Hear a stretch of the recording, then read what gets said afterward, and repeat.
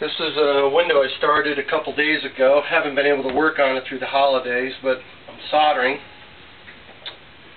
And I forgot to order some soldering iron tips, so I'm using this big tip right now.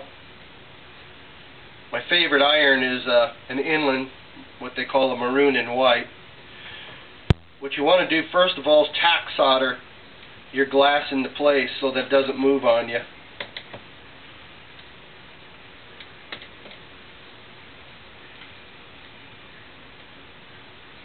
I use Canfield paste flux. I like the way it flows. If you notice, it's not spitting and hissing and crackling and getting on you and burning your skin and stuff. I always keep a bucket close, and I use steel wool to clean the tip off. I always keep that tip clean. Like I said, this is not the tip that I choose, but I could still make it work pretty good.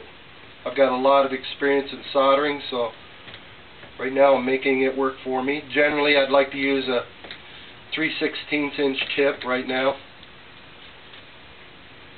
for the finer work. Most everything I do is copper foil, and I know that you can't see the quality of my soldering on that video because it's not of that high a grade, but I like having a look that you can't tell where it starts or stops. I pride myself on my soldering. I love soldering. It's actually one of the funnest aspects of doing a window for me.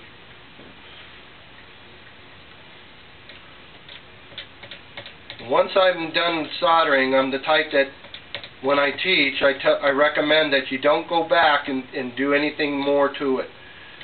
See it. I'm totally fine with touching something up, but if you see something later, by all means fix it, but I like to get done with it and get out of there. Call it done. You see, I have to go back a few times because this tip is not really the type for this type of fine work, so I'm really stretching my ability to get this job done with a large tip. This is a 1/4 inch. It almost looks a little bit bigger than a 1/4 inch. And to be doing such fine work as in small with this big a tip is really stretching it. But I'm being able to do it. Most everything I do is copper foil, by the way. I don't do much lead anymore. The only time I do lead now is in the decorative edging on where I twist it to look like a drill bit and use it in my windows as a form of frame, decorative visual framing. So I'll try to get a video where the soldering is closer. Perhaps you can see it. So I'll set my things aside and give you a look at this window so far to date. This is 28 inches by 40 inches and features a lot of bevel-dine bevels. That's what these are in the corners. Also over here. And these little side accents I call darts. It features a large bevel cluster that goes in the center.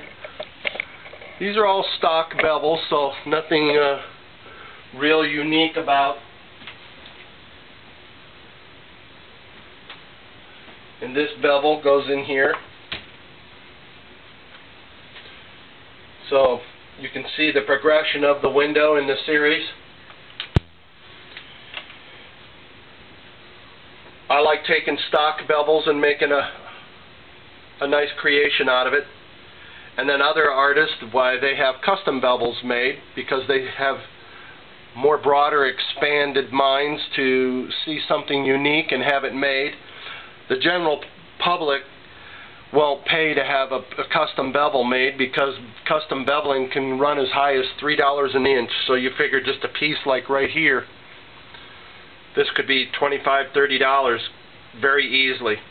And when you start figuring just right here across, you could have $120, $150 the average person is not going to pay $150 for this set of bevels when this whole cluster alone is only $75. So custom beveling is very I'm not going to say effective, but very cost-minded, and for the people who are doing custom beveling, they can command a much higher price than I do on this window. With this amount of detail on this window, I'm going to charge in about the $150 range, which is incredibly cheap when you figure that other people are getting $400 and $500. But $150 a foot covers your design, your soldering, your materials, cleaning, washing, polishing, the whole gamut. And at $150 to $175 is more than likely what I'll be on this panel, because of the amount of detail in the square foot and the amount of bevels in the square foot. That's going to put this window up at around $1,200 or thereabouts. And for a window that's close to 7 square foot.